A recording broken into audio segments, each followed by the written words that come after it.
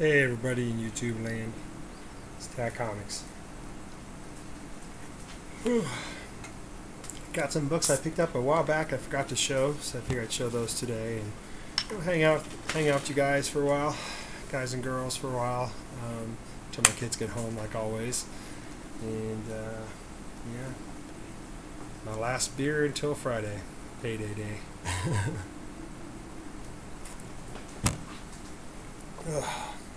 Let's see what we got going on over here on this screen.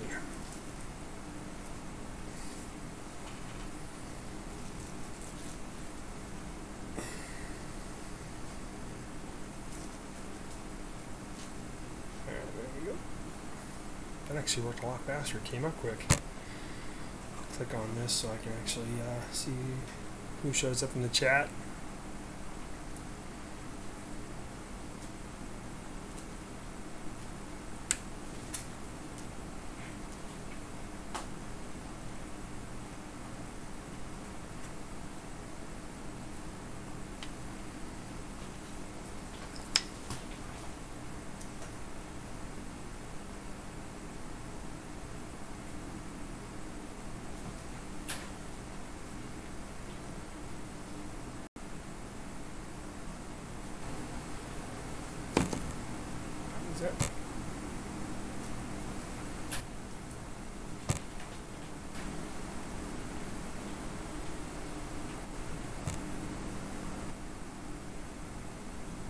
Hey Doomsday, what's up?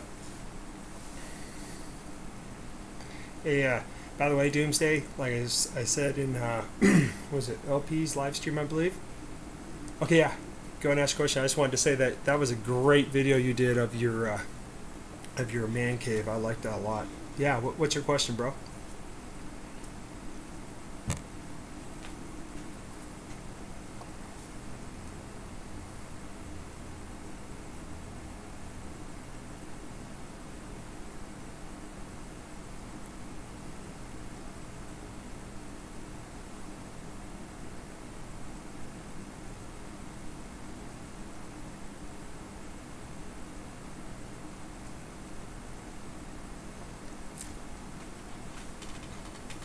Just waiting for your question, Doomsday. Probably typing it out. That's cool.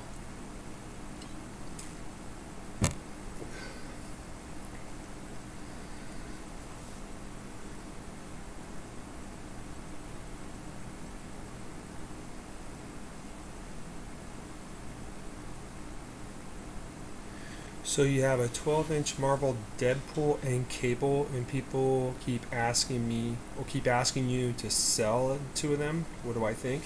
Are you talking about you're talking about like these ones, right? The Legends figures. Steel Seal, but you're talking about these ones, right? Like these type of Legend ones.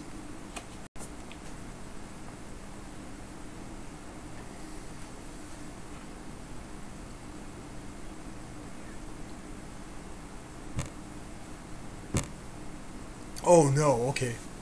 My bad. I don't know. I mean, how attached are you to them? I mean, if these are two characters that you really like and you only have one apiece, you know. Okay, I'm gonna go back and watch your vids then, bro, to check out these this Deadpool and Cable you're talking about. I can tell you right now that the one I just showed, like the Thanos, they came out with the Deadpool line for the movie, and gosh, they sold quick. I should have grabbed the Deadpool one, but like for me, I don't plan on selling those anytime soon. Hey, Davis Comic Finds, how's it going? Oh, I'm sorry, bro, about your first day back to working at Blows, dude. I know, I gotta go back to work tomorrow. But yeah, Doomsday, if you really want to keep these, I would keep them. Especially if it's something you want to have in your collection. If you're looking at like you can get two more of the same, then you know I'd wait till you get two more and then sell them. And I mean, if they're not asking, trying to think of the right words to say here. Like, let's say you paid a certain amount for it, and what they're willing to pay for it, you're not making at least a profit to where mailing them out, that's going to be all covered, and you're not losing any money, then I wouldn't sell them. If you're making enough profit to where it's going to cover what you have to pay to ship them out, then and you're not attached to them, then yeah, there's no problem with that. Especially with the movie when it just came out. There's been a lot of good and bad feedback about that movie, but I know that Deadpool is always just one of those big characters in Marvel universe that excuse me, there's a huge fan base for him. So yeah, hope that answers your question. I mean, for me, I keep all my stuff because I figure someday pass them on to my boys, then what they do with them, or if they ever run into hard times and I can help them out by selling some of my collection, then that's what I'll do. But I usually keep all my stuff in a box too. The stuff that I take out of the boxes, I basically keep those. Those aren't going to go to anybody except the day I pass, they go down to my kids. But any of the ones I still keep in a box, like this Thanos, I have one for me, one for my brother. Oh, no problem, Doomsday. Like this one here, if I ever take it out of the box, I'm going to keep it. If I keep it in the box, then there's still a possibility that I'll sell it someday. And I'd only sell this for pretty much what I paid for it, and to make sure that I can cover the shipping and all that stuff, and then I at least want a little bit of profit. I mean, I'm not going to try to gouge anybody here in YouTube on it. But I mean, hey, if you can make money off of anything that you have in your collection, then, and you're not attached to it, you're ready to let it go, then definitely, yeah, get rid of it. That way you can make more room for what you really want to get in your collection. But yeah, I'll go back and watch that video, Doomsday, and I'll definitely check that out. I want to see what those look like. Because I was thinking like that size, but yeah. I'll definitely go back and check that out. Somebody's sharing something right now.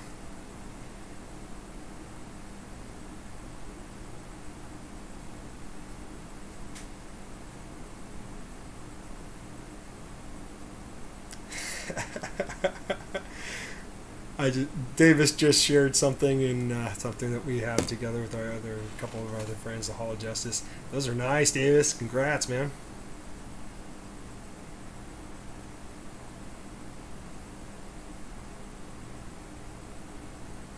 They're as low as 25.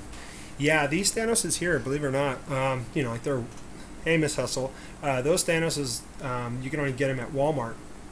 And a while back ago, Davis Comic Finds, actually, he went to Walmart nearby him. Thanks, Miss Hustle. Yeah, I was about to trim up my beard today. I was saying, Davis went to a Walmart close to his place, and he saw 8 of those Thanoses, and at the time, I thought, well, I can probably come back in a couple days and pick up one, kind of thing. Because me and my brother AG were looking for them, and he went back and they were gone. And I have 2 Walmarts near me, and every time I went in, they said, yeah, we got them on back order, but they're sold out completely. I'm like, oh, geez. So I just happened to swing by there one day, and sure enough, they had 4 of them. I grabbed the best 2 that I possibly could, because that's all I could afford at the time, and I grabbed one for me and my brother, and they were selling for $18.99, so basically 19 bucks. But, there's no sales tax in Oregon, so I always just say $18.99 because that's what I paid for it. It's my rocker look. What the heck is this? Oh, my Darth Vader head. The kids knocked over some stuff in the garage yesterday, and I came out here and found it all. Nothing broke, so that's good. But yeah, if it's out 25 bucks there, yeah. Because I know that those Thanoses, when they first came out, I mean, the people that did grab them, they were selling them for way more than what you would pay for yourself if you actually found it at the store, because they knew that they were going to be a hot commodity before the movie came out. And then I know if I went to a Comic-Con, that thing would probably be selling for 45 to 60 bucks. I just, usually when I buy stuff, I don't look at it as like what I'm going to get as a profit out of it or when I'm going to sell it. I think in the back of my head, yeah, I'm going to sell this thing someday. Yeah, and as high as 60, exactly, Doomsday. So I'll sit there and I'll grab that Thanos, let's just say, and I'll be like, oh, this thing's gonna be worth money someday, blah blah. I'll think that in the back of my head, and then when reality hits, I think, okay, well, when I'm ready to sell it, hopefully I get at least what I paid for it. But right now it's in my collection. That's what makes me happy. So I try not to think of anything that I ever buy that I'm gonna sell it someday, because if I start thinking that way, then the joy of collecting for me will just kind of fizzle away, and I'll just probably either stop or be super selective on what I get as figurines in comic books in general. Oh, sorry, my phone keeps going off.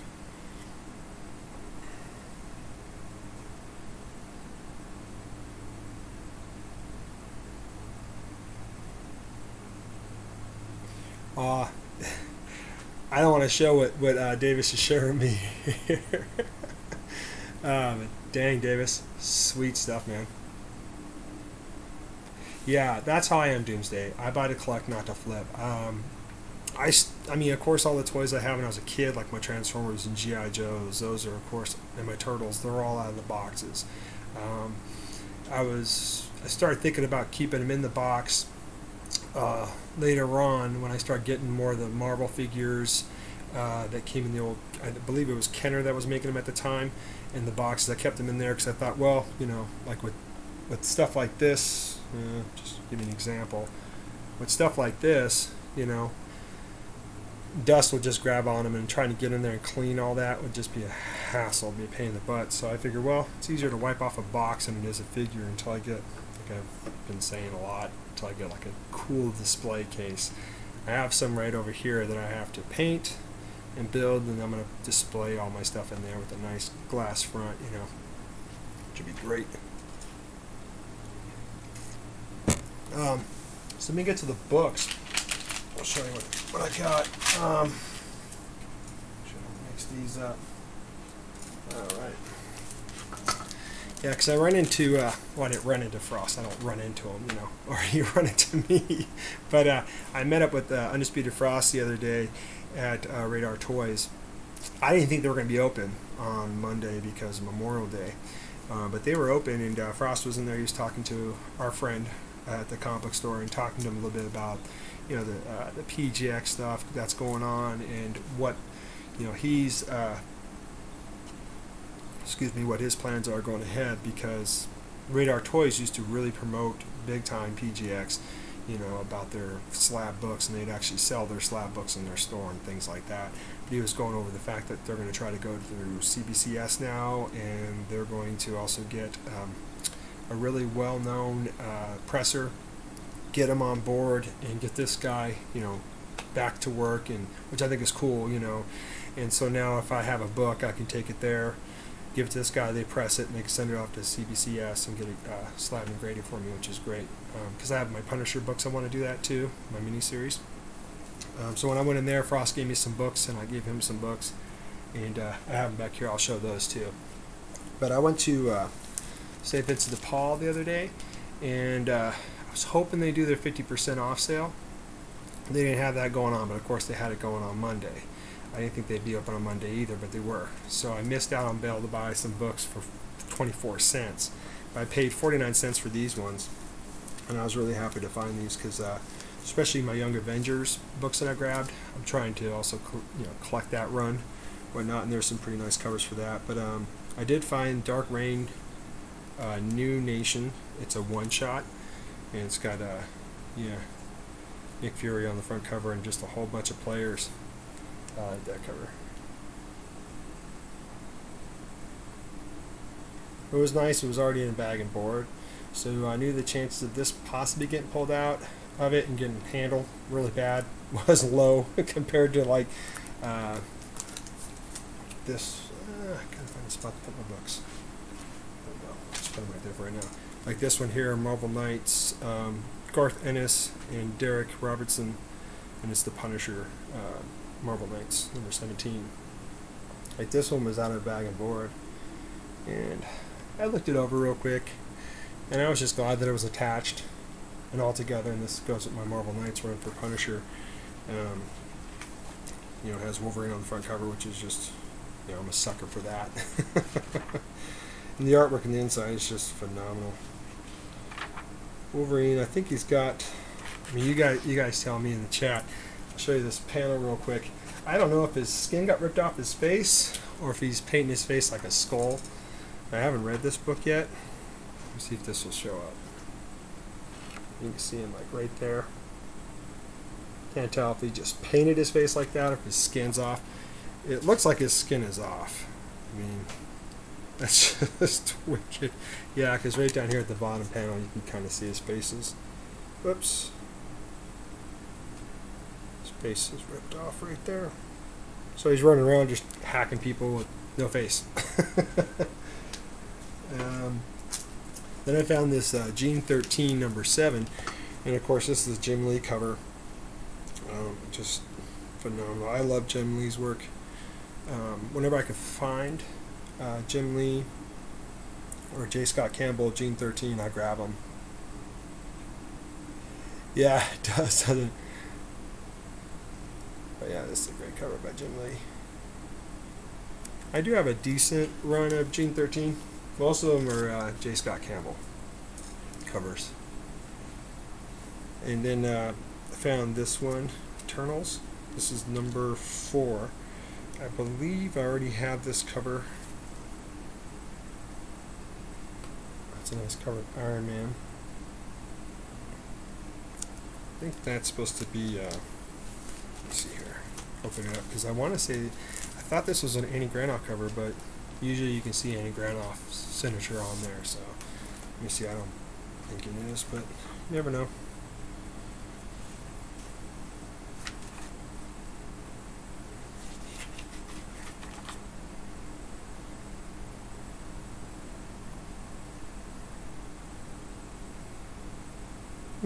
Doesn't tell me who did the cover. I hate it when they do that with Marvel books. DC, it'll usually always tell you, and it's either in the front of the book or the very back of the book or about in the middle. But just says for artists, it's Daniel Acuna. I cannot pronounce that. A-C-U-N-A with like a little hyphen over the N. So yeah.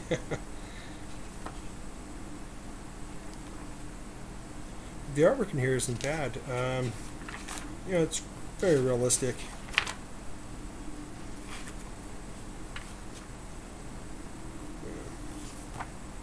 I want to say that's Annie Granoff. I mean, it looks like Annie Granoff. But usually he'll put his AG on there, you know. But I don't see it. Oh well.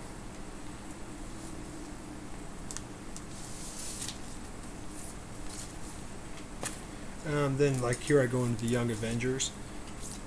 You know, I do like the covers for the Young Avengers.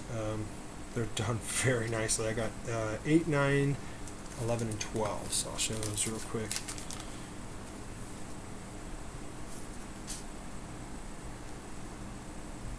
I want to say I already have a copy of this.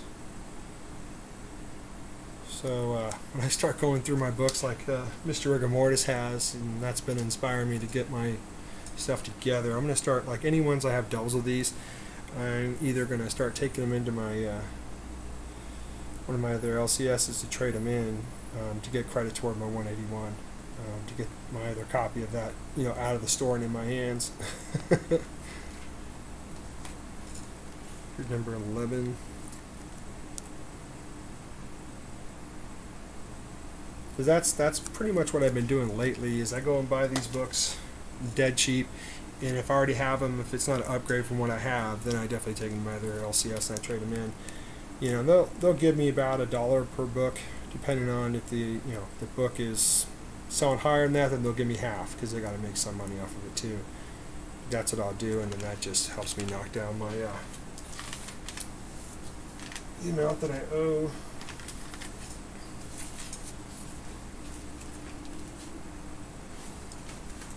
Or I go recycle my bottles and cans and turn that money in.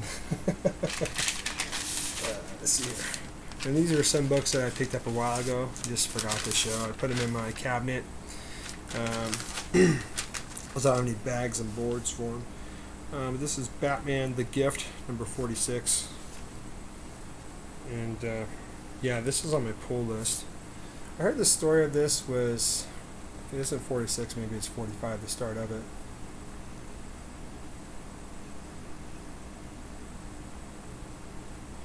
Yeah, exactly, Miss Hustle. But yeah, I can't remember if it was 46 or 45. I haven't read the story yet, but I heard through Howler Mouse how the story was just, the story was not good. And he said he couldn't believe he was defending Booster Gold because he's not a huge Booster Gold fan. So I thought that was pretty funny. But I like watching Howler Mouse's videos because when he does go over comic books and stuff, I mean, I do respect his opinion, and I mean, he's been reading for years, and he's very passionate about his collecting. So I just told him, I said, hey man, thanks for giving me a heads up. I already bought the book. And then he apologized to me. I'm like, dude, why are you apologizing to me? You didn't tell me to buy the book. I wish I would have watched this video before I bought the book, but it's on my pull list. It goes in my run. I'll read it still. And then I got this one, The Hunt for Wolverine. It's number 1, Weapon Lost. And the reason why I grabbed this, of course, because it's got Daredevil on the front. And I know I got a Daredevil issue a while back, and it's a Clayton Crane cover. And Clayton Crane, I mean, I loved his stuff that he did with Ghost Rider. So, and it's a Daredevil book, so I'm always a sucker for that. And Greg Land did the cover for that Wolverine right there. Just gotta put those in bags and boards. Then this is a variant edition. I didn't realize it was until after I got it home. I usually don't grab variants, but it's Venomized. It's number 5, and I am collecting this run. That's just a nice cover. I've been grabbing pretty much Venom, and thanks, Miss Hustle. I've been grabbing Venom and of course Spider-Man, Batman, Daredevil. Those are pretty much the bigger titles that I have on my pull list. And Nick Bradshaw and Jim Campbell are the cover artists for that or for Venomized. But this one's the variant cover, so this is done by Gerardo. Probably pronounced that wrong. Sandoval. Yeah, I'm bad at pronouncing names. Called my son the other day. It was funny. I was just like running around the house, and I called him Linus. Oh no, as I called my dog Linus. I called him my son's name. My son goes, "What?" And he answered me. I said, "No, I meant Linus." Here's some other ones. I think this is the one I have my Clayton Crane Daredevil book in.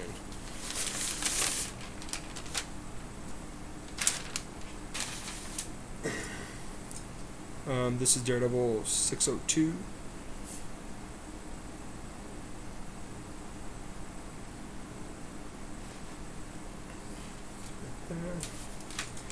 And then, yeah, this is Venomized number 4. Great cover, man. You got Thanos on there. He just looks wicked as all can be. And, gosh, who is the cover artist?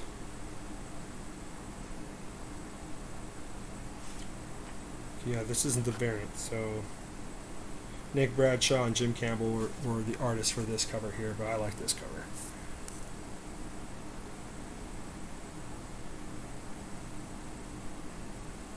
All the skulls down there, Thanos is just choking out Venom. It's just insane. And here's The Gift, Batman number 47. Yeah, and I like this cover mainly because, 1, it's done by Tony Daniel. 2, it's got bubble captions in the front, so you kind of get an idea of why Batman is given a pound into Booster Gold. And what it says, "For my parents to live, I must kill you. I must kill Booster Gold." Sorry, I'm trying to get the bubble captions in there if I'll be back from it. Nope, that don't work either. Here's the Clayton Crane cover, and this is Infinity Countdown Daredevil number 1. It's a great cover. It's a little bit of bondage in there because this guy's got Daredevil all wrapped up in his cane.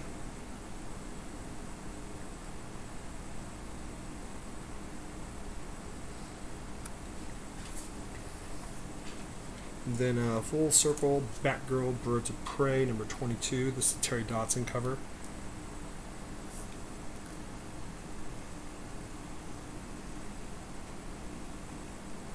I got the Adam Hughes one. The Adam Hughes is really nice, but then I gotta admit though, I like the Terry Dodson cover just a little bit better than the Adam Hughes. But the Adam Hughes cover that he did for Batgirl was really nice, or Birds of Prey, with Batgirl or Batgirl Birds of Prey.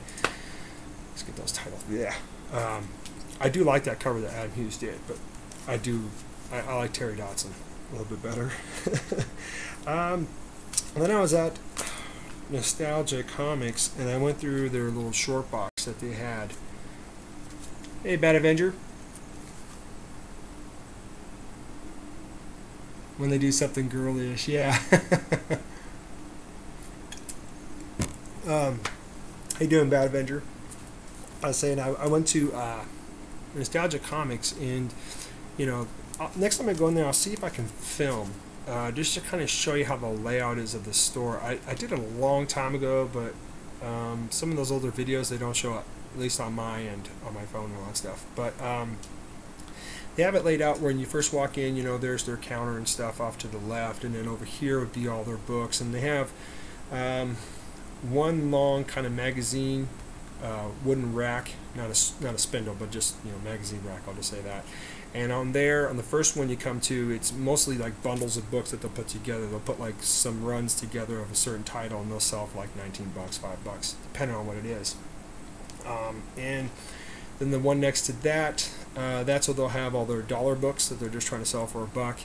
And on the opposite side of that will be books that aren't bagged and board, that are more like your Batman Adventure books, your Invader Zim, your, you know, Scooby-Doo books and all that stuff on the opposite side, and they sell those for cover price. All About Comics. Hey, buddy, I gotta still PM you. I'll try to remember to do that when I get off. Thanks, man. Good day to you too, sir. And then right on the opposite side, they have like the on this side's a dollar bin or dollar shelf. On this side, they have like a glass cabinet space that goes all the way around, wraps all around the back of the store kind of way. And they usually put like short boxes up there, and they put any type of books that come in, either Silver Age, Bronze, and they'll slap them in there. These are new arrivals, and they'll price them reasonable price. Like all these, I paid $3.99. So I usually thumb through there, and that's where I find some older issues of Batman, Superman, Silver Surfer, you name it, Fantastic Four, especially Fantastic Four. But I came across these, and I wasn't going to leave them behind. And it's the Fantasy Masterpiece starring the Silver Surfer. I got 2, 3, and 4, so I want to get number 1 with their Marvel comic groups. So this one, I mean, and these present really well. I was really stoked. But this is number 2. I was really happy to get these. I was looking for the number 1 issue. Of course, they didn't have it, so I was like, ah, dang it.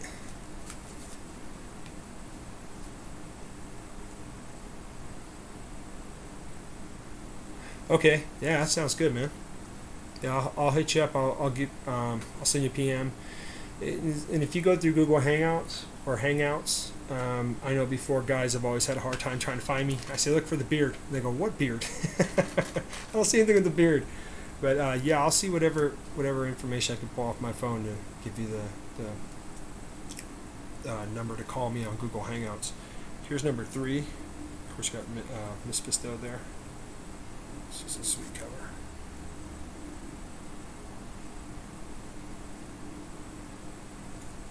Yeah, all these present really well. Of course, they're not the originals or reprints, but hey, reprints are just as good as the original. And in this one, of course, it's such an iconic cover. You got Silver Surfer and Thor on there. You know, it's just, oh man. The only thing I noticed on this is that they really didn't highlight the Rainbow Bridge there. So it's more in black and white, and I think on the original cover that Rainbow Bridge is bright as all can be. So either way, very happy to have these. Sweet cover.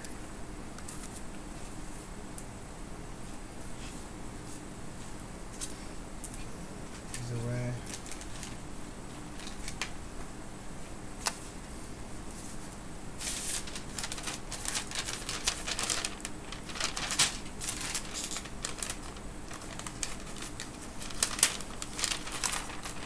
Yeah, I just hope when I go on your live stream there all about comics that my kids don't interrupt me too much, because they get all excited when their dad's on a live stream. Okay, and then I'll get to the books that these are the last books I'm going to show. These are the books that Frost hooked me up with, and I gotta admit, I tried to start reading this book here yesterday, but got pulled away. I had to go outside and play, which I didn't mind, but my allergies were killing me. So I told my son, I'm like, dude, if I start sneezing or I fall down on the ground, I'm holding my chest. Get your mom quick, or just spray me down with the water hose.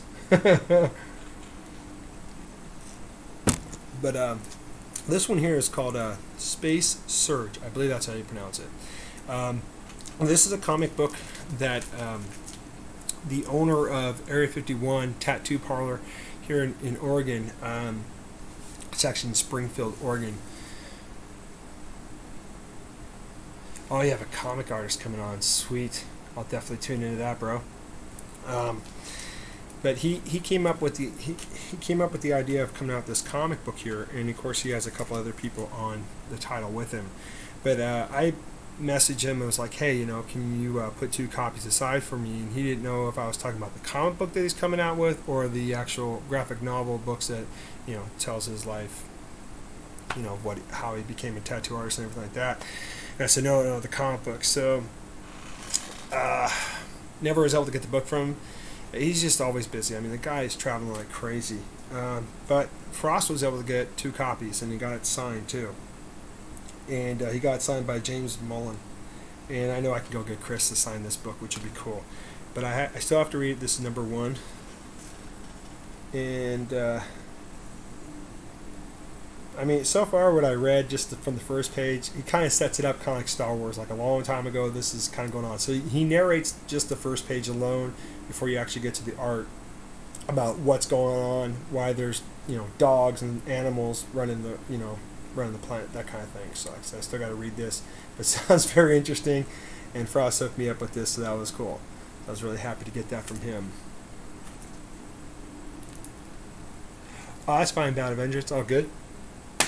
Then he hooked me up with this book, and it's a Frank Cho. It's Skyborn, and yeah, it's number 1 of 5, so it's just a 5-issue series, and the publisher is Boom Studios. And I read this book, and I told Frost right off the bat, I took a picture of this book, and I said, dude, I really like this book. I mean, it's, oh man, the artwork in here and the story was great.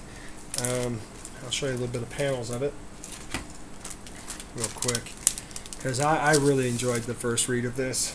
I definitely want to get the other issues and just finish the story.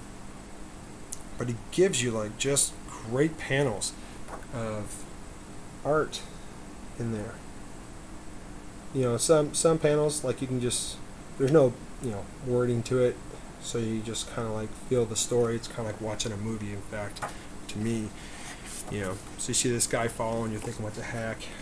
He's falling down on the ground, and he kind of wakes up, and these dudes over here, sorry, doing justice, they're like thinking, you know, what the heck just fell out of the sky. Then it goes right to this part of the story. So you don't see any more about that guy who fell out of the sky. You just start learning about this girl right here. And let me tell you, that girl way over there in the corner with the gun pointing out, she is a, pardon my language, if you got kids in the room, I'll just say badass. She's a badass. I mean, she just rips through these dudes like they were paper. I mean, it's just amazing. They're going over the fact that in this story here, I'm doing a book review. She came to these, I guess they would be considered smugglers of all kinds of stuff, you know, from guns to animals, I guess. Really don't go into detail about what these guys smuggle in. But she's come there to collect a sword. And, you know, they're negotiating, going back and forth. He's saying, you know, what do you want, little girl, kind of thing. She's like, well, I gave you a chance to, you know, give me this sword. And now, you know, you either got an opportunity, you can give me the sword and walk away with the limp, or, you know, I'm going to kill you. And he's just thinking, yeah, whatever, what are you going to do, little girl? And, like you can see right there, she puts her hand right through that dude and just rips out his everything inside of him, pretty much.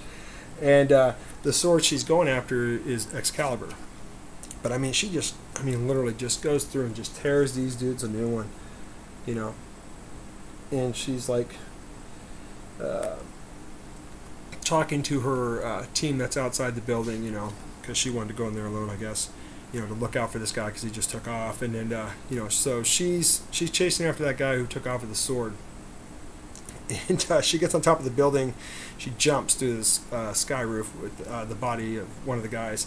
And she's sitting up there and she's trying to communicate to her team, you know, hey, do you see him on this side? See him on that side? Like, no, we don't see him, you know. So she goes, okay, I have to do something about it. So she takes that guy she just killed and just hurls the dude in the air, right? So you see him flying right there. And then the next panel is just, it's like, what the fudge? I mean, just throws him. I mean, perfect aim right at the dude's car. He's trying to get away, just smashes in there and stuff, you know. And then, you see it is in this panel. Yeah, right there. Look at that. Whoops, sorry. She puts her hand, just goes right for his face and just basically decapitates his head. Keeps the neck on, but just takes the top of his head off. I'm like, damn. I mean, this book is very brutal, you know. And then she's driving away and stuff like that. She goes, yeah, I got the, you know, I got the sword. I got the Excalibur. It matches up 99.8%. Now, what they want this sword for, I don't have no idea, because, you know, the story kind of ends you on a cliffhanger. So I want to read more, but they come across this monk down here, and she basically tells the guys who's driving, she says, well, if he won't move out of the way, just run him over. Well, he drops his staff down, and like a kaboom, car start flipping. You know, pretty much she's the only one that survives in the car. And, you know, she's going to battle with this old man, this monk, and he's just telling her, like, you're not going to get away with this sword. It doesn't belong to you, kind of thing. And so she's like, well, okay, old man. Then it comes down to this. So she starts charging at him. And they start to go to, you know, fighting, and she gets the best of him at some points, and then he just starts using his magic, whatever, and which I want to say that might be even Merlin, to be honest with you. And he just shocks her and stuff like that, and I mean, the artwork in here is great. And then right at the end, man, he freaking just chugs her right in the gut with the sword. So, yeah, she's, I mean, from the looks of it right here in this panel, and then it says to be continued. That's why I'm like just freaking wanting to get the rest of the story. You see on the ground bleeding. Sorry. So yeah, if any of you haven't picked up this book, it's a great read. I liked it a lot, and the price of this book was only $3.99. Looks like it says CHO, so that must be Chicago. Yeah, but it doesn't say how much it costs in Canada. But it's just such a great book. I enjoyed this one a lot, so I thanked Frost big time for sending me this book, or giving me this book. I mean, it's a great book. Great book. So I can't wait to get issue 2 and so on up to 5. 5 series. I know I'm going to probably want more after I read the whole series. And then he gave me the new Guardians, number 2. And he was telling me the significance of this book, and I can't remember. I mean, I had both my boys in the car, and my youngest one was yelling at me to go play tennis. So, but it's number 2. He was telling me there's like a, I can't remember if he said it was a villain or whatnot, but there's a significance to this book. But he just wanted to give it to me, so I was like, cool. Well, I do have some of the Guardians. I just can't remember what number. That book. And he also gave me Solo Avenger, Hawkeye. And Captain Marvel. This is number 2, and I do have 1 through, I want to say 1 through 10 or 1 through 12 of this series of Hawkeye anyway. So I told him I had to copy this, and he says, "Well, now you got another." So yeah, sorry about the glare. Yeah, that's pretty cool. And then he gave me this one. It's a free comic book day. Justice League Adventures. Templeton, Koo, and Davis. And it says watch the series on Cartoon Network. But to me, I mean, the artwork reminds me of Dan Cook, big time. So, I wonder if that's a Dan Cook cover.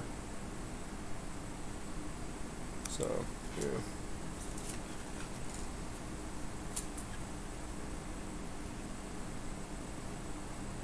yeah. Thank you, Bad Avenger. Yeah, that's what it was. He snorts cocaine to get his powers. Yeah, that's what it was. Okay, yeah. He was telling me that. Then he gave me this Jim Lee cover. And I already have this one. But, you know, hey, can't go wrong with Jim Lee. And it's X-Men number 1. This is the Magneto on the front cover. It's a wraparound. I do have all 5 covers of this one. So, yeah. He goes, well, now you got another one.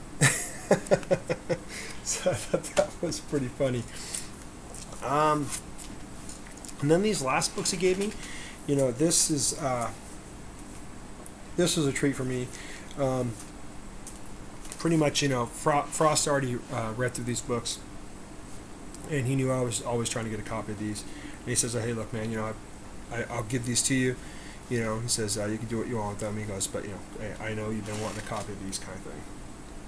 I mean, and not to go into too much more of that, I'll just say that. But I was really, I read both issues. I haven't looked at the third one, but it's Niobe, and it's number 1, 2, and 3, I believe, and it's a swimsuit. And these are the ones that Larry sent out a long time ago, and he of course autographed them. And I gotta say, the covers are just fantastic. So thank you, Frost, and give me these books. That girl on the front cover, she's a badass. She's got some pretty interesting powers, man. I haven't looked at this one yet, but I read both the 1 and 2, and this is swimsuit edition. So now I can say I actually own some Niobe, because I was going to order some books from LP anyways. I have a hard time wanting to order stuff offline. I'm always afraid of it. Especially if it's someone I don't know, how it gets shipped to me, but I know Larry, and I know he ships really well, so. And the story was actually really good. The first book, you get to know a little bit about her, and I think he goes over. No, those ones I got gifted to me from Undisputed Frost. Yeah, he gifted them to me, because I believe he already read them, and he's been hearing me talk about wanting to get those, at least a book and read it. And I enjoyed it. The story was really good, easy to follow. Excuse me, the beer. The artwork in the inside, of course, it doesn't match what is done on the front, but it's not bad. It's good. I mean, I was able to follow the panels in the book. Yeah, Frost hooks me up really cool, and I hope I do the same with him. I gave him some books that I showed a while back, and I'm going to try to meet up with him this Saturday at our local LCS, so I can get my few books that are on my pool, and then a couple other books I put on hold. I went in there, and I was a bad boy. I grabbed a bunch of books.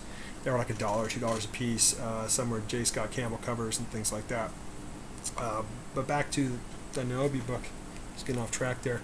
The first story is really good. I mean, I got to get to know his character, Niobe.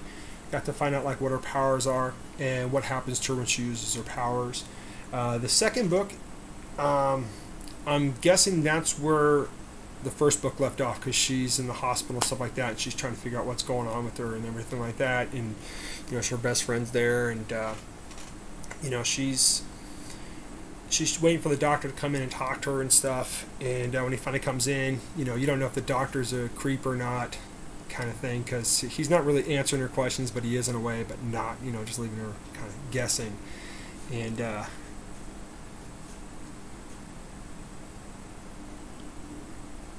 yeah, exactly. And, yeah, Miss Hustle, exactly. And so then, like, that's when the villain, who's on the front cover of that, she comes in, and they're messing with her and injecting her with stuff. I think they're trying to, what I was getting from the story, it seemed like they were trying to take some of Naomi's blood to mix it with hers. That's what I'm guessing. Or they're taking her blood and they're taking the other girl's blood, and they're trying to make some type of, other mutant, or I wouldn't know if he calls Niobe a mutant, but give somebody the abilities to have special powers. But when they get into their fight and stuff like that, it's pretty good. I mean, like I said, the art in there is drawn well enough where I can follow it. I don't have to guess, oh, is that Niobe I'm looking at, or is that the villain girl I'm looking at? I mean, you can totally tell. And then there's some panels that really, just like when it's a full page, it just like stands out at you, and it's really nice. So yeah, I enjoyed both books. I haven't looked at the swimsuit one yet. I plan on doing that maybe sometime this week. But I enjoyed them. So Larry, good job, man. Seriously, and I like how you wrote the panels in there, and you show like a picture of yourself and everybody that helped you out in this book, and you know, describing on what everybody did in the book.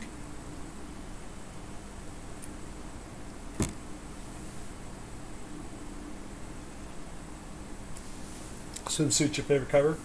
Yeah, you know, it's really nice. The water, the dragon tattoo on her back, it's just amazing, and the reflection in the water, yeah, just amazing.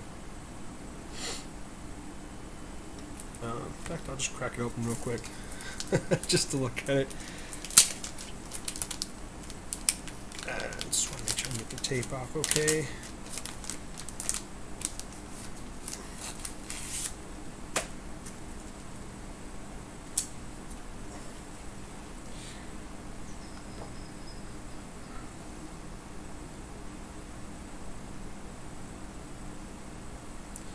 I think this is the one too that Evan drew a sketch and it got put in the book, I want to say.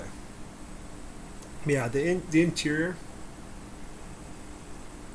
You know, I didn't ask him if he liked it or not, but you know, my thing is like, whenever someone tells me something about a book or a movie, or you know, mainly a book or a movie, because toys, I'll collect a toy if I want to or not. But in a book or a movie, I'll definitely listen what that person's telling me about the movie or the book. But then I like to also go see the movie or read the book myself to kind of, you know, have my own opinion. But I respect everybody's opinion. I mean, if someone doesn't like this and they don't like it, I'm not going to force it on them. But you know, I think, you know, he really didn't go over the fact if he liked it or not. But he just said, you know, like basically I'm pretty sure, I'm just guessing, that he's already read these books, you know, and he knew that I wanted to get these books, so he gifted them to me.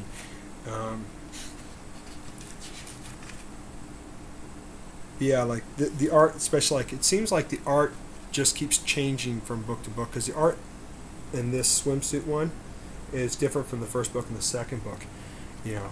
Like I was saying, when it comes to panels like this, you get more detail, you know, of course, compared to the small ones. Yeah, it definitely does, Miss Hustle. Definitely does. I only got 2 people watching now. Yeah, I would think, you know, criticism, whether it be good or bad, it can only make you get better. It only, you know, help you want to strive to get better. But yeah, like this cover here is this has got some nice work to it too. And I want to say, like the panels, you know, these are smaller panels. I want to say the artwork got a lot better with that compared to, I want to say, like maybe the first and second book. But I'm not knocking the art at all. I mean, I'm trying not to sound like I'm knocking the art in these books at all, because I just see like there's, you know, there's bigger differences from the first book to the second book and stuff, you know, and I can only imagine the stress, you know, and just wanting to get something out on time, you know, and be able to put out a product that you're like happy with.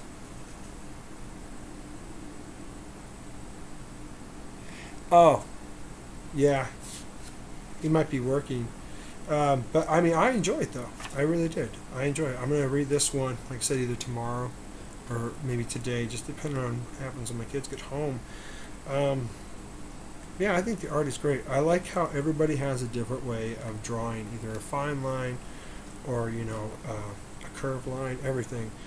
And I mean, like on this little panel right here, the detail in the troops, like bullets to their clothing to the leaves and the brush in the background, is just amazing. They'll fit that all right in there. Let's see if I'm right there. You know what I mean? So, and the expressions on their faces are great.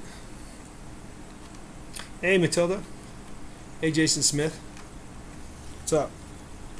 So yeah, I'm gonna give this one a read too, and you know, definitely let you guys know what I thought. I mean, I usually don't give reviews on books. I know I did it earlier on the other one.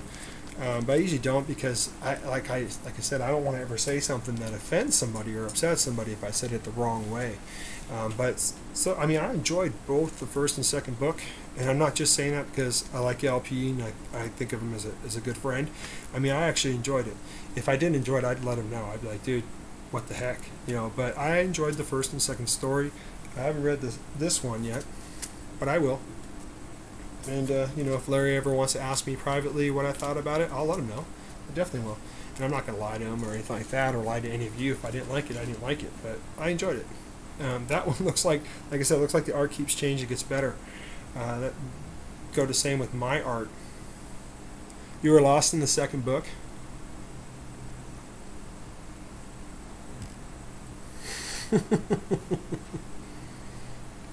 You got new comics too, Matilda? Nice. Yeah, I watched your latest video, Matilda, the one where you had the Joker sketch. That was really cool. You see, like, shame you can't read it. Oh,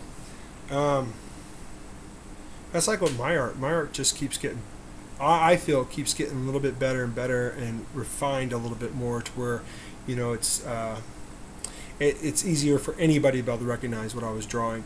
Because some of my drawings back in the day, you know, some people would be like, "Who's that?" You know, or "What is that?" So I think the more you draw, the more you get better. And if you're able to take criticism, whether it be good or bad, in a positive way, then it only makes you get better. If you let someone say, "Hey, your art sucks," and you stick with that, then yeah, you won't push yourself to do better.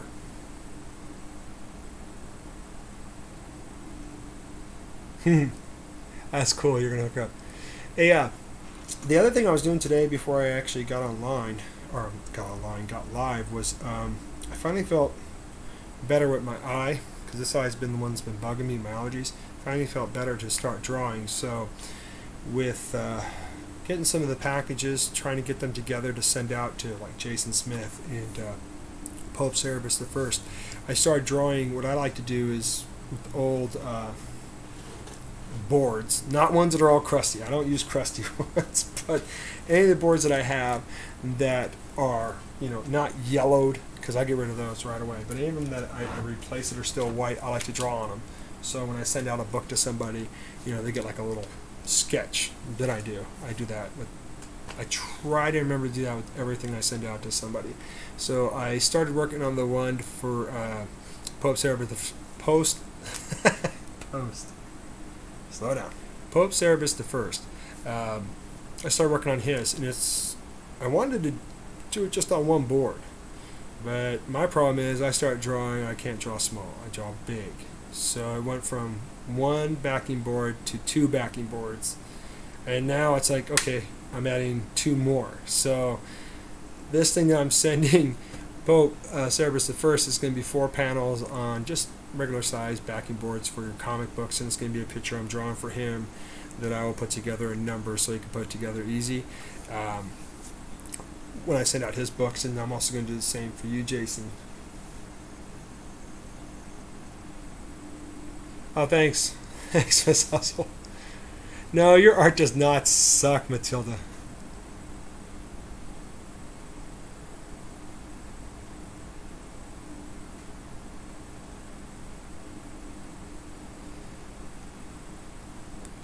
That's cool. You're gonna get that one. You're thinking about getting that one signed, Jason. Your double of 600. Yeah, yeah. I'm gonna get that. Like I said, I'm gonna get the copy that I got for you. And that Amazing Spider-Man, was it 375? What's the Venom cover? I got it in there.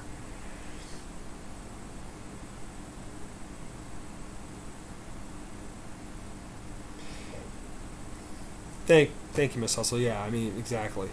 Oh, it's already signed, Jason.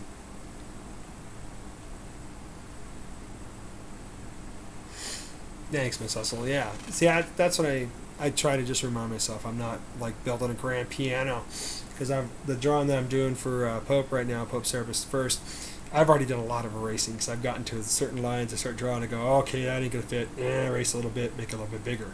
That's my problem. I take small things and I make them big.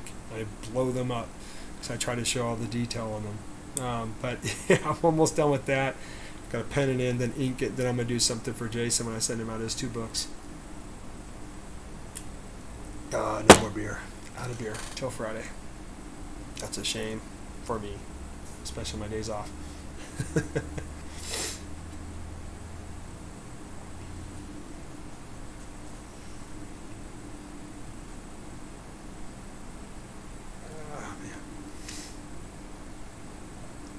Yeah, I would show everybody here the picture that I'm using to get my inspiration from, but then that would give it away, and I kind of want it to be a surprise. Notifications.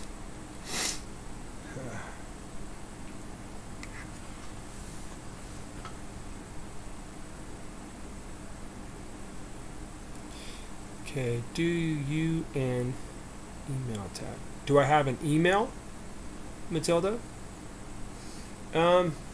Yeah, it should be. I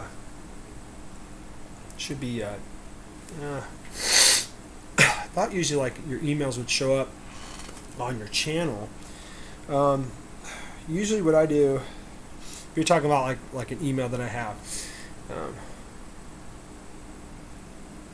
who do you want to punch in the throat? Jason Smith, me? You want to punch me in the throat?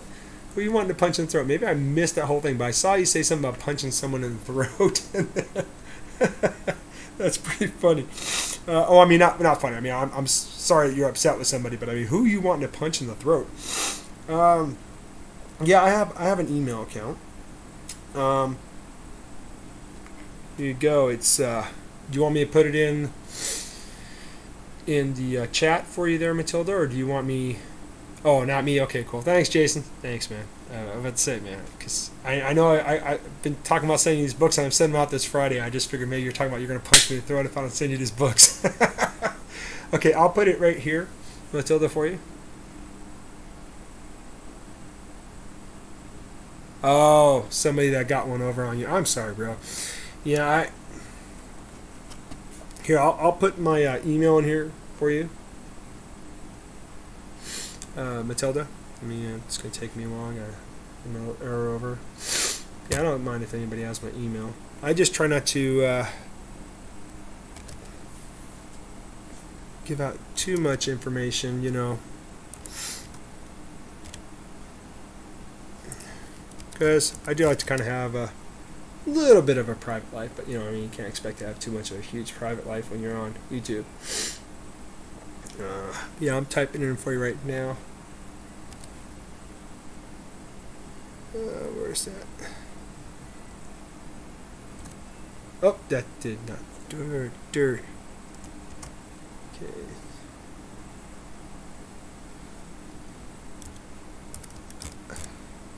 I just don't want to keep getting like, you know, too many emails coming in. It's my phone. I love my phone. I do want to get a new one. Should I put that in there right? Yep. Okay, you go, Matilda. That's my Gmail account, so you can email me there anytime. I just find like it's weird with my Gmail. I'll get like what do you call it? Alerts about YouTube, certain comments. So I'll click on there. I'll get to reading it. It's like cool. So I try to comment back, and then all of a sudden my Gmail will give me that alert like 2 days later or a day later. So I'm like, what the heck? I already read that. You know, I have to slide off and erase it.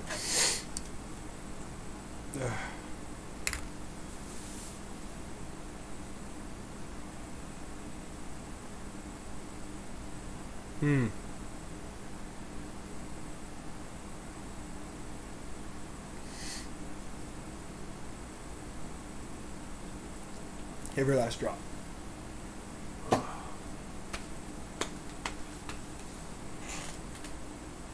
Yeah, see what Jason, what you're talking about there, Jason, that's why I'm kind of afraid to sell books. Oh, you're welcome, Matilda. Thanks for asking. That's why I'm afraid to sell books online or to do commissions mostly. I still don't have a PayPal account set up. And eventually I will. I'll get off my old butt and set up a PayPal account and get something set up, you know, where maybe I can start doing commissions, you know, and have it set up good. I just don't want to get too overwhelmed where where I'm at like right now, there's a couple commissions that I have to still finish, and I'm not charging any of these people honestly,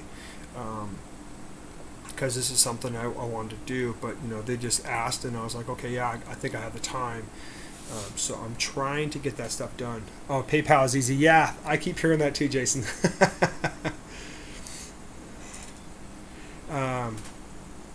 But yeah, when I get my PayPal set up and stuff, then what I'm going to do is I'm going to try to really time myself on how long it takes me to get something done. And that way, you know, if I do a commission for somebody, you know, I can at least give them a good idea of how long it'll take me to get it done, and as soon as I can ship it out to them and everything. Sympathetic elk. Sympathonic, I'm sorry, phonic elk. I'm probably pronouncing that wrong. Hey, how's it going, man? Elk's in the house. So, yeah, once I get that kind of arranged right, then, you know, I can kind of put it out there. Maybe what I'll do is I'll, for commission work and stuff, maybe I'll look at it as maybe just starting off with 2 people at a time, so I can work on 2 projects and be able to get it out. Because I mean, Frost has been really patient with me. I've been trying to get this one done for him up here, and I've been trying to do a lot on it whenever I can. And he's been very, very patient with me, which is so cool. He's like, hey, dude, whenever you can get it done. Because he understands, you know, with 4 kids, I'm making excuses here, with 4 kids, you got 4 little personalities pulling you here and there. You know, so I just don't want to ever get stuck in a situation where I can't get something done for somebody, especially if they paid for it. You know, I want to make sure if someone pays me for something that I do what's right and take care of them.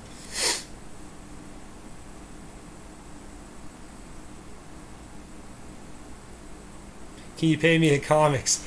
You know, yeah, you could do that. That's what I kind of did with one person one time, was they wanted me to draw them something. So I said, you know, hey, I have no PayPal. I have nothing like that. So I'm old school. You know, I'm like carrier pigeon kind of thing, old school. And they said, well, I at least want to give you something, you know, for putting in the time. I said, hey, comic book is cool. I'll take a comic book for what I do. It's not a biggie. You know, because I understand, like you're saying, I'm broke. The reason I'm laughing is because that's how I am right now. Like, I just drank my last beer until this Friday, so I'm pretty much broke. The only thing saving me in the morning for coffee is I have coffee in my cupboard in the kitchen, and then I also have two free coffees I can get through Dutch Brothers. That's a company around here. It's kind of like a Starbucks. They're just not as big as Starbucks. But yeah, so yeah, because me and you are talking about working something out where we trade some art, Matilda. When I'm ready to do that, I'll definitely let you know, so I can work on something that you would like, and then vice versa kind of thing. We can just swap art, you know, whatever. Because I definitely wouldn't mind sending you some of my art, and I'd love to have some of your art. You know, I'll put it in a nice frame. You know, depending on how big it is. If it's about this size, then I'll put it in a frame this size. If it's smaller, I can go buy small frames. No biggie. That's no biggie at all. Especially like when I go down to California, which is next month. I want to say I'm going down to California. I'm going to hopefully be able to hang out with my brother, AG Surfer, and depending on what kind of trouble we get in, maybe we'll go buy some books, and you might see you know, a live stream of Attack Comics and AG Surfer hanging out, showing some books, you know, doing our daily routine. I can promise you there'll definitely be some drinking involved in the video. I'll probably do more drinking than my brother, of course. Hey, thanks, Bad Avenger. You too, man. Thank you for stopping in. Sorry your computer kept going out. Definitely don't want to get you in trouble so bad. Yeah, exactly, man. God bless you, man. So yeah, I'm going to be going down there and doing that. So hopefully you'll see some videos, at least one, and hopefully able to run into some other YouTubers down there while I'm there. I'm going to be down there for a while, so I'm just hoping that you know, run into some people, definitely spend some time with family, and yeah, just have a good time. And even by who won, who you talking about, Matilda? Talking about between me and my brother on drinking?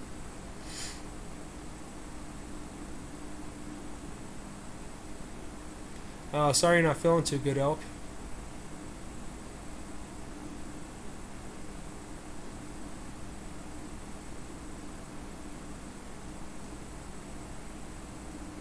You had hard times last year, Miss Hustle? Oh, sorry, yeah.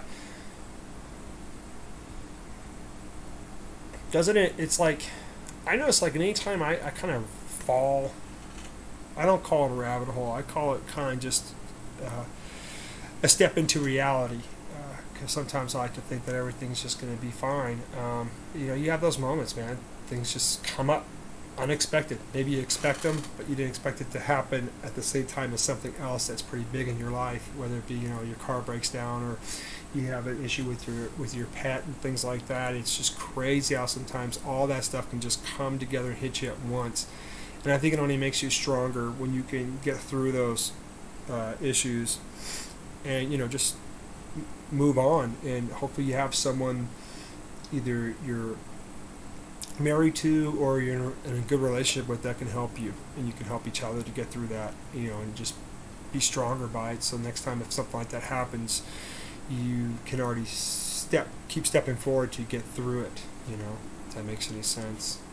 Because without my wife right now in my life, oh my God, my head wouldn't be spinning, but I would definitely be like just in a slumber, because sometimes things hit you all at once and it sucks.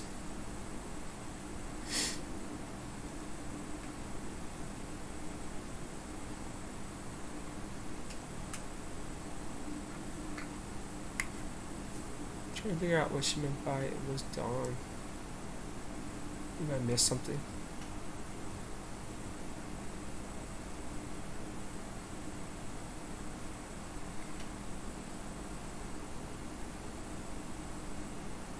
I don't think I really missed anything. Maybe I did.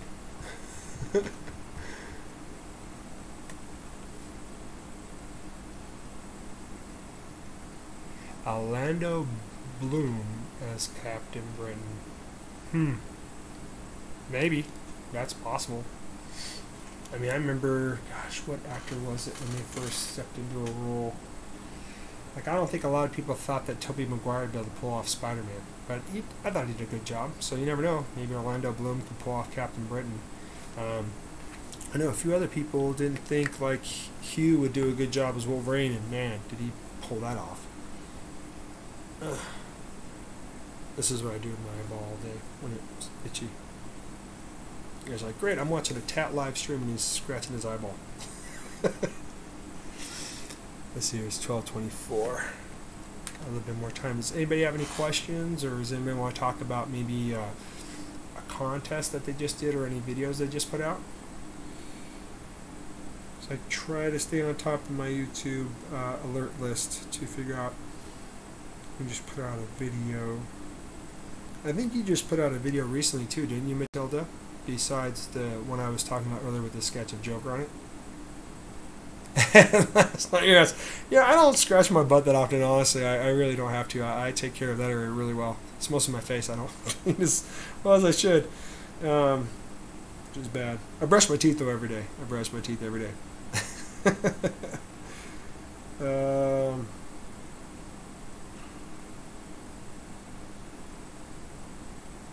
See that ETA Nick's got a new video. Don the Comic Book Junkie just put out a video. Stuff to watch. Top 10 Tuesday from Spectacular Spider Grandpa I gotta watch. Yeah, there's a lot of videos.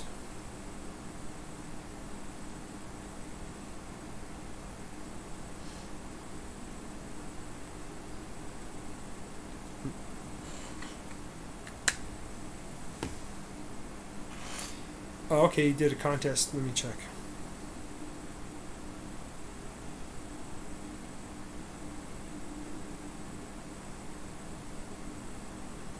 There.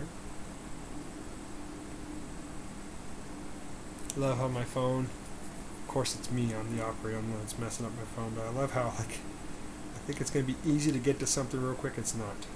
Okay, yeah, you did a my entry to Comic Book Ben's 150 sub giveaway. Okay, I'm going to watch that one, Matilda. It looks like you drew Martian the Manhunter on there, which looks really cool. I really like how you drew that Joker, though. I really do. You did his jawline perfect, and his expression on his face is just fantastic. And his hair too. That's a good job on the hair. And the Martian Manhunter, that's cool. So yeah, I'll definitely check out that video, Matilda. Oh, here you did one before the one for Uncanny Kawaka's 1,000 sub contest. I remember that contest. It's still going on, yeah. You did one of Wonder Woman too. That's cool. Tivita Loca, 65. 100 sub contest. Cool. Man, you've been showing a lot of support to a lot of channels, Matilda. That's awesome.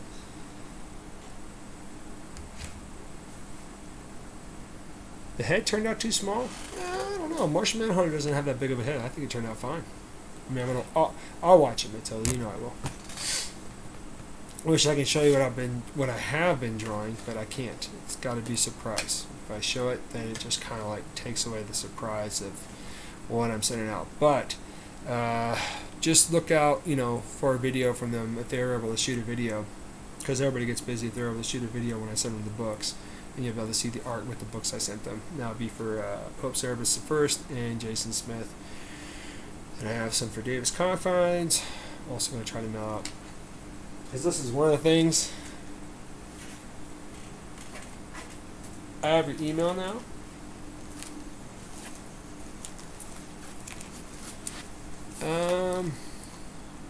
Oh, okay. I got you. I got your email now. So that means when, yeah, you just sent me an email, so I'll get your email. Okay.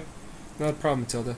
It hasn't came up yet on my phone to alert me, but when I get it, I'll write it down. But there's a thing I'm sending out to Davis Confines, and I had to build a box for it. And so I built this box, and the only thing I can say is the cardboard itself is heavier than what I'm sending them. I mean, this thing is heavy. And it's not what the content, it's the cardboard. It's like really thick woven cardboard, so nothing's going to penetrate this thing. And I built it stout, and I got to send it out to him. He told me, don't worry about it. He says, no, dude, if it's going to be that heavy, don't worry about it. I said, no, I got you covered. So I still got to send this out to Davis. This is one of the things, because I was sending him a box that, oh man, you know, it's like those boxes the little Mr. Minis come in. I got a box similar to what he collects, and so I'm going to send him that box. That's in that box, but the box weighs heavier than the box I sent him, if that makes any sense. You ordered the Batman number 49 Art Germ cover? Because I know the cover right now, I didn't know Art Germ had a Batman, came out Batman 49. I'll have to check that out. Because I know that everybody's going crazy right now for that Batgirl cover that Joshua Middleton, I believe, did the cover for. Everybody's going crazy for that cover right now. It's a nice cover.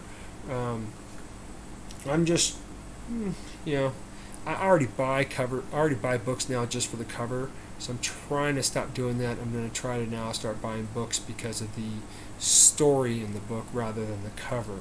Because I can spend a lot of money if I was just buying for covers, but I'm really trying to buy now for the story. Unless, hey, if I can get it for $1, like these J. Scott Campbell covers I'm getting them all for $1, definitely gonna do it. It's charcoal, cool. I like charcoal covers. See, now I'm gonna be looking for that.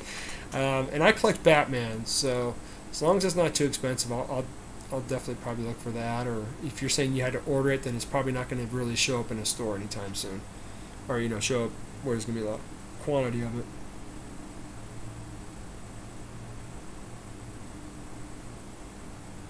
Yeah, let me tell you, yeah, exactly. I mean, it's a very beautiful cover. It's a very nice rendition of Batgirl.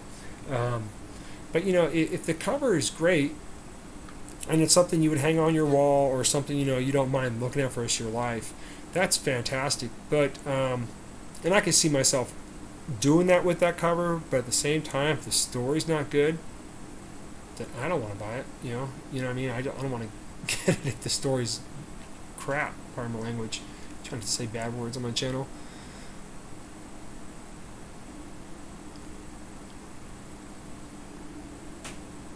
Yes, Catwoman cover, okay. I didn't fall in my chair, yeah. yeah, I'm just laughing what Matilda said. Yeah, yeah, and exactly, Miss Hustle. I mean, maybe the story is good. You just hope anyways. Yeah, and see, like, I know, Matilda, I know you read. I mean, you read a lot. I mean, you like to read the book more than you like what's mainly on the cover. So for you, if you bought that and the story sucked, you'd be like, well, I just paid whatever. I mean, now take a couple steps back. If I was able to get that, let's say that back row cover for cover price and just cover price only, then I would do it. But since it's been on everybody's everybody's wish list, everybody's talking about it, I know that it's not selling for that, because Doom did a video just not too long ago talking about how he's got 3 copies and how, like, the one that his wife went out to get, she paid $40 for it. $40 for a brand new book. And the only reason why people are wanting it is because of the cover. That's just insane, because if the story sucks, you got a book you just paid $40 for. It's like, what the hell? Then you better hope you could turn that sucker around and get your money back, especially if you have more than one copy.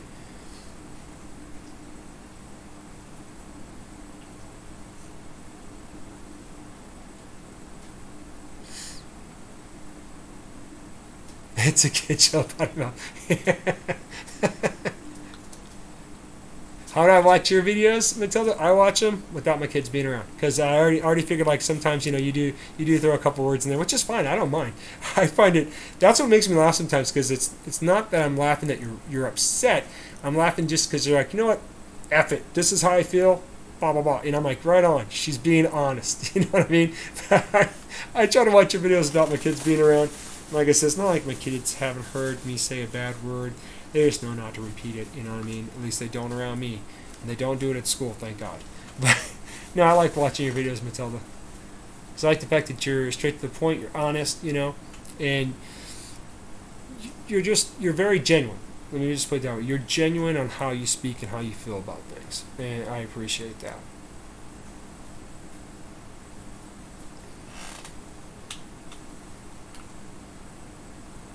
Because, like, on my videos, I try not to. I really try not to. Because my kids will watch my videos. They tell me, hey, Dad, I just watched your video. I'll give you a thumbs up. I'm like, hey, what you doing on YouTube? You're not supposed to be on YouTube. Or Facebook. I tell my kids, don't go on Facebook. I don't even use Facebook, really, to be honest. I have a Facebook account, but I don't even use it. I just don't. It's nothing to me anymore. I just watch videos on YouTube. Or if I can, every once in a while, I try to watch TV. My kids are allowing me to. Yes, I said allowing me to. It's 4 against 1. I'm kind of always, yeah. Let's not bring your kids. Exactly. Not with the kids, yeah. I mean, there's a couple of videos. There's other people I watch. I mean, yeah, Facebook is dead. There's other couple of videos I watch, and it's like all of a sudden they drop that. I go, whoa, But usually, my kids, they're already busy in so much other stuff, with either going outside and playing or jumping on their tablet and playing Minecraft or whatever game they play. They don't pay attention to the dad when he's on on YouTube, unless, like, they hear me say, "Oh, I'm watching so and so's video," and they're like, "Oh, I like that video," and then they'll jump in my lap and watch it with me, which is funny. I don't mind. Yeah, Facebook. Remember MySpace? Oh my God, MySpace was hilarious. I remember when I got on MySpace for the first time. MySpace was like one of the things that was cool. You're able to really show your talents off, I guess, on how you would set up your whole home page and everything, and what music you would have playing, all that kind of stuff. And then, of course, MySpace was gone as soon as Facebook hit.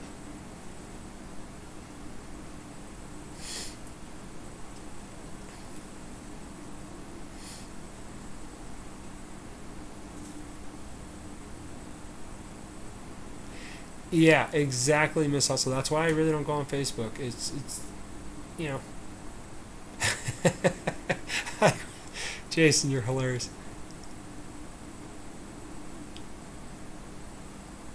Yeah, Facebook, you hit it on the nail, Miss Hustle. It's gotten to the point now where it's either somebody's pissed off on what's going on nationwide, or it's always you're just hearing about just a whole bunch of negativity. That's best. That's the short story to put it. Just a whole bunch of negativity. It's like, I really don't want to be reading about that all the time. You know, I figure if someone really, hey, Don the Comic Book Junkie, how's it going, man? I figure if someone really wants to get a hold of me, they'll find a way to get a hold of me. And if they really want to discuss something with me personal, then that's cool.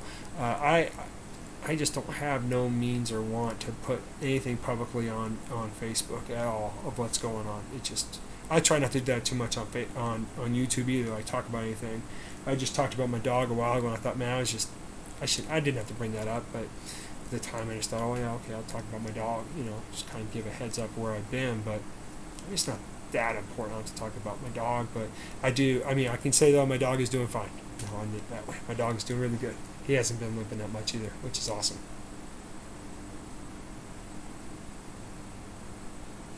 So what you been up to, Don? I saw you put out a new video. I gotta watch that, man. I've been trying to watch your videos, catching up on them. Can't make up stories.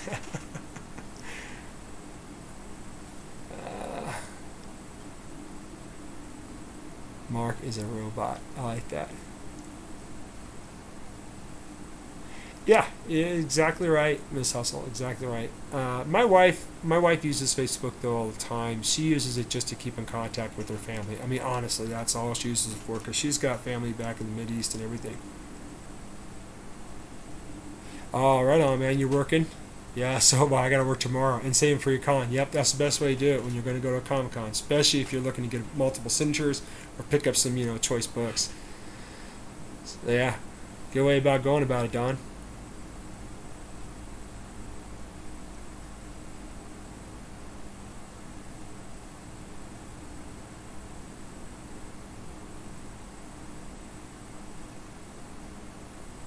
Revolted. Yeah, see, I don't have any Instagram or anything like that. I just find that, gosh, when I get too caught up with things like that, or Twitter, it's just too much for me to have to remember. And the last time I had a whole bunch of things that I was doing on my phone crashed and broke on me. I had to get a new one. I couldn't remember all the addresses, or you know, all the secret codes that I have to put in to be able to go into my accounts for those, so I just gave it up. But I did tell Miss Hustle, if I do hook up Twitter or Instagram, I'll let her know, so that way she could, because she wants me to post my art on there, and I think that's cool. I'll definitely let you know, Miss Hustle, so that way, you know, you can, I don't know how they do that on there, if you sub that person's channel, or if you just follow that person, because I've never done it before. You know, I'll let everybody know in a way, so if they want to check out art. See, IG, I've never heard of IG. Or it's abbreviation of something I probably know, but it's just not clicking in my head. Oh, I'll let you know, Matilda. I definitely will. Oh, I'm pretty sure. Yeah, I mean, I'll let everybody know here if I do set up one. So that way, you know, I'll just, if I post comic books on there, or if I post art, you know, or my kids' art, because my son's been doing really good with drawing. I love my son's art. And my daughter, too. She just drew something that's just outstanding. I'm going to put in a frame.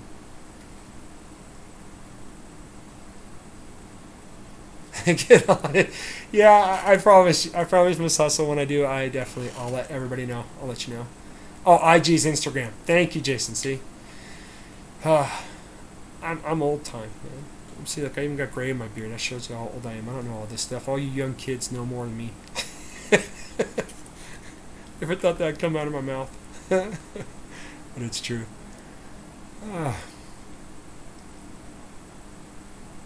Yeah, Don, thanks. Yeah, that's what Miss Hustle's been telling me, is I can post it on there. I believe my brother AG has an Instagram account, or he has something, because I know that Natural Highlights. Thanks. I believe my brother has that, Don. I believe he does, because he was telling me about that. I know he's posted a few things on that, and he's got a few followers. So like, I guess that's what it is on Instagram, as followers. Yeah, he does. Yeah. He just I think he has more time than I do. He doesn't have, you know, 4 little kids running around. Play tennis, play football, play catch, paint my nails. Does this look good on me, or does this not look good on me? I get asked every question in the book. You know, why is the sky blue? That's the one I don't mind answering all the time, unless it's like they're asking me like 20 times in one day. I'm like, jeez. But yeah. I'm constantly. My kids think I'm some type of dictionary, like I know everything, and I don't. I just tell them what I do know.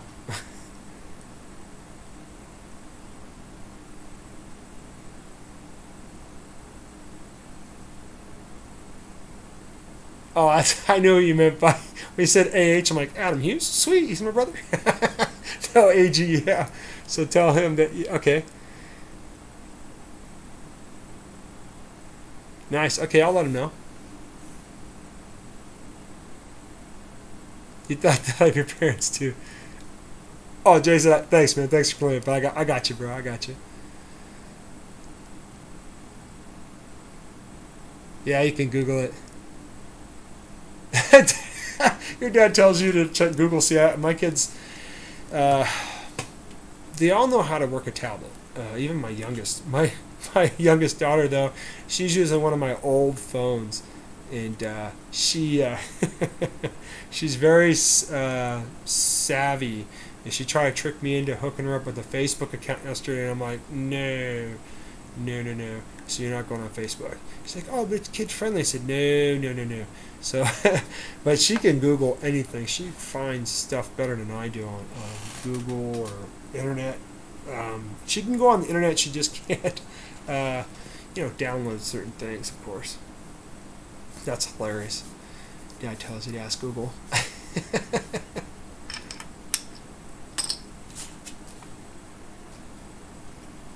School projects. It's his way of saying don't bug me. Yeah. Yeah, I try to tell my kids right off the bat. Gosh, I've probably used almost every line I can think of to get my kids to get where I'm coming from in a way, you know. Hey, JLS Comics, how's it going? Like one time, I think it was my son. He was, he's getting a little scuffle with his siblings. They were fighting. I don't know why I keep looking off and thinking about things, but I just look off at things, right? Squirrel. But he was he was having a little scuffle with his brother and sister and stuff like that. And I told him, hey, you need to settle down. Someone's going to get hurt. And of course, he got a little mouthy with me on saying certain things. And I just looked at him and said, hey, do you see any buttons on me at all? And it kind of threw him back. He's like, what do you mean buttons? He's like, what? I go, do you see any buttons on me whatsoever you can push? And he goes, no. And I go, well, then stop trying to find them. And that I'm not kidding you, that line just basically set him into a backward spiral where he didn't know how to answer me after that. Anytime I brought that up, he didn't know how to answer me. And then he came back one day, like I think it was like 4 or 5 days later when I gave him that same line, he came back to me and says, there's not a button. He goes, but lift up your shirt. And I go, what? I lift up my shirt and he pushed my belly button. So, yeah, he got me good. So, that's some of the things I try to use in my kids. I try to use that, Eddie Murphy kind of raw kind of material, but I don't use the bad language. I try not to with them. Just sometimes you can only get pushed in a corner and get poked before, you say the word you don't want to say. But my kids are all good. My kids, I love my kids.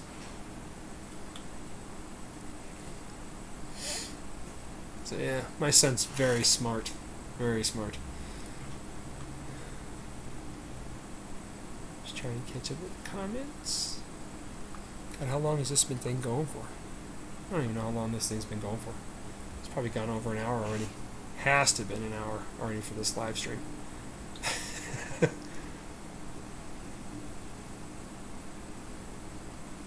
Your kids don't know swear words first. Yeah. Oh, man. I remember, God, the first time I said a bad word, I felt so awful. I was like, oh, my goodness, that's the one thing I didn't want to do. An hour ago, Tech. Thank you, JLS. If I knew how to do blue wrenches and all that stuff, I'd give you a blue wrench. You'd be the guy telling me, okay, you've got all your time, Tat. Cut it. Jason Smith, thank you, an hour. I just don't see the time on here. Maybe I didn't scroll down. Either way, having fun. But, yeah, I remember the first time I said a bad word in front of my kid, I just felt like, oh my gosh, I just ruined my kid forever. But then, I didn't say bad words for a while, and then they go on the school bus, and I tell you, they learned a lot more words from the school bus than they have from me, and I'm like, oh man, okay, you know. But now they know not to say it around me, as long as they're not coming home with any, you know, they call them uh-ohs or room to grow, about them saying bad words, then I feel okay. But I let them know every word that comes out of your mouth, you gotta have meaning behind it, and it's gotta be responsible enough to you're not offending somebody or hurting somebody. So far, so good. Knock on particle board, or I don't know, Formica, whatever it is.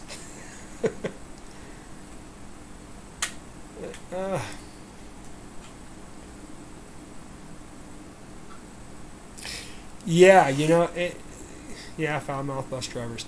I don't think this is, in this circumstance, the JLS, I think this is more the teenagers that ride the bus along with my kids. It's kind of weird how they mix them up. They put some teenagers with middle school kids, and then they get, you know, dropped off, of course, and on the way home, of course, those teenagers don't ride with the children that are in middle school. So I know my oldest daughter heard a couple of words from some teenagers that were on her bus. What is your excuse, Dan? Yeah, only if they came up with a book for that. They don't. They don't. One thing, though, to get back onto some kind of comic book thing, is that I am going to try to go take my son this Sunday, because I have Sunday off from work.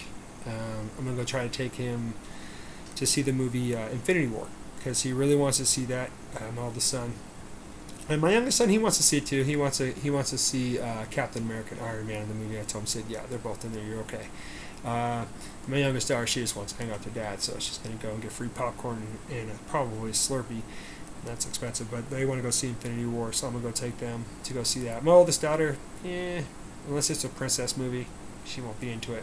I'm going to take them to go see that on Sunday, and then I'm still kind of up in arms about going and seeing the Han Solo movie. I do want to see it just because, you know, I mean, it's a Star Wars movie, you know, but don't know yet. You read Murder at 12? Really? Yeah, she is smart. She's very smart. It's like whenever they earn $1, dollar store. That's how they go get their candy. That's how I go buy my candy before I get into the movie theater. Buy it there for $1, sneak it in. Yeah. They don't pat me down, so I don't feel like I'm really sneaking anything in. I just don't think they care. At least not the movie place I go to. But I'm gonna go do that this Sunday. I think my oldest son, he's just like every day he asks me like questions about the Hulk, if he's in the movie, and I'm like, do you want me to tell you? He goes, no, not really. I go, well, I can tell you if he actually is in it or not. You know, so he just keeps going back and forth, just questioning me. So I have to tell him. Like, I just give him a little hint, and he's like, no, don't tell me no more. I go, okay. Pick a book and let's go. Just need a woman with a big purse. Oh, man, that's hilarious. My wife, it's funny, she'll watch some of these Marvel movies, some DC movies with me, but the one that she will just like literally be mad at me is if I go see Deadpool without her. She loves the Deadpool movie and she wants to see the second one, so that's when she'll bring her big person. You know I'm going to sneak a lot of stuff in there, some jujubes, whatever it takes, man. Good and plenty's, and I'll hide that in her purse. So that's the one you picked, Matilda? Nice. Probably like, okay, Dad, this one works for me. Grab the book Murder. Holy smokes. That's cool. Yeah, Ryan's a hoot. He's funny, man. He's a pretty funny guy. Yeah, that's the one movie I'll go see with my wife. But I take my I have like this raincoat. It's really thin. It has inside pockets, and they're deep. And I just throw like licorice in there, whatever my kids want. Whoppers. My son loves Whoppers, so I hide Whoppers in there for him. My other son likes Sour Patch Kids, so I'll hide those in there for him, and then we just go and watch the movie. I pull it out and just hand it to him, and that keeps them good, sitting in their seat until we get home. Then they're wired. Full dinner, yeah. Full dinner.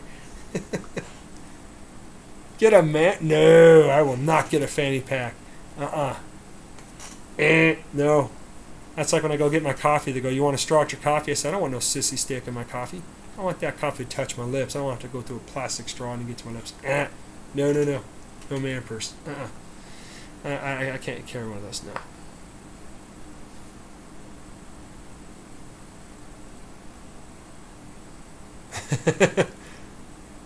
I think what you meant to say is, hell no, men should not have a man purse. But it looks like you say, hell no, men should have a man purse. Typical rocker. No, I think because I'm a rocker. I just, nah, man. Oh, you watched Deadpool today, Matilda? Right on.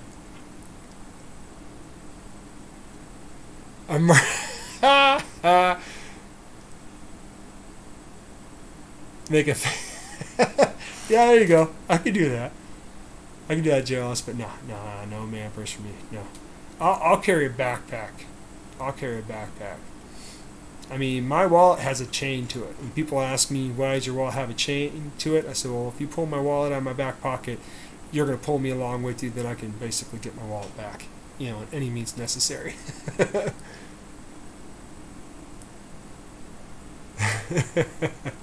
There's one video I just want to talk about real quick.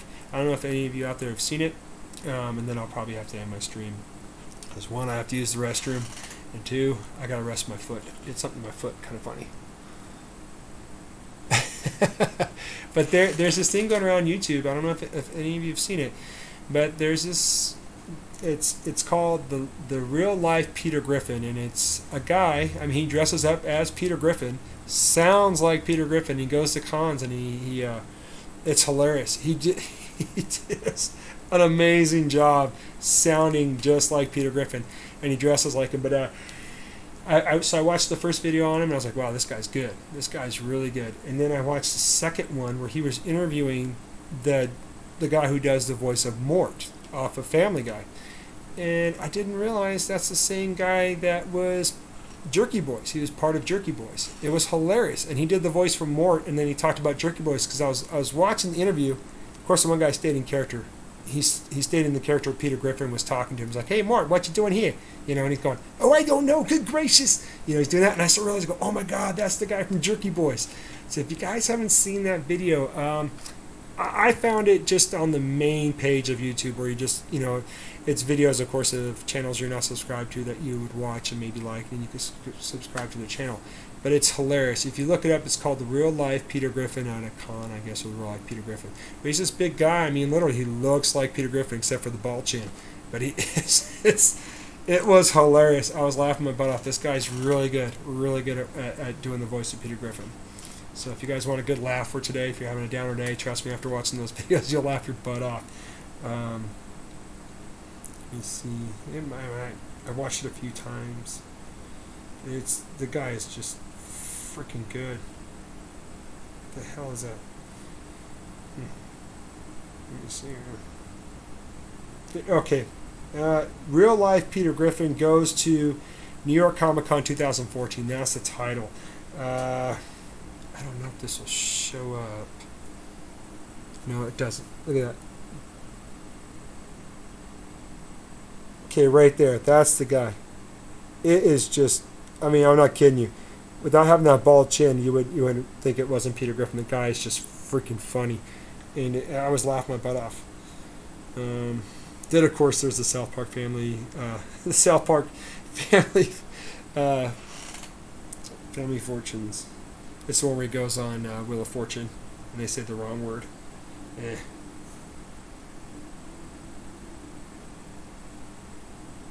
Oh man, that's a sad video. I'm gonna watch that one. Yeah, I think I'm gonna go. Been on over an hour and a half. This has been fun. Thank you for everybody stopping in here. JLS, Matilda, Jason Smith, Miss Hustle, Doomsday Comics, Don the Comic Book Junkie. Thanks, man. Seriously, I gotta start watching some of your videos again. I gotta get caught up on your videos.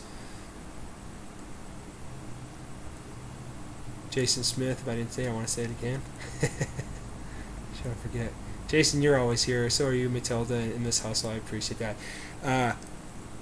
Symphonic. I'm not saying it right. Symphonic Elk. Thank you for also showing it, man. I'll just say elk, because I sometimes tongue twister with certain words. That's cool. He came in here. Thank you guys so much. Just hanging out with me. especially for the last part of it. God, all was just nonsense. Bad, especially Bad Avenger. Thank you for showing up. And All About Comics. Yeah, I got a PM. I got to PM you, bro. Davis Comic Finds. Thank you, man. I know a lot of you are at work, so I definitely don't want to get you in trouble at work. I gotta scroll back down again.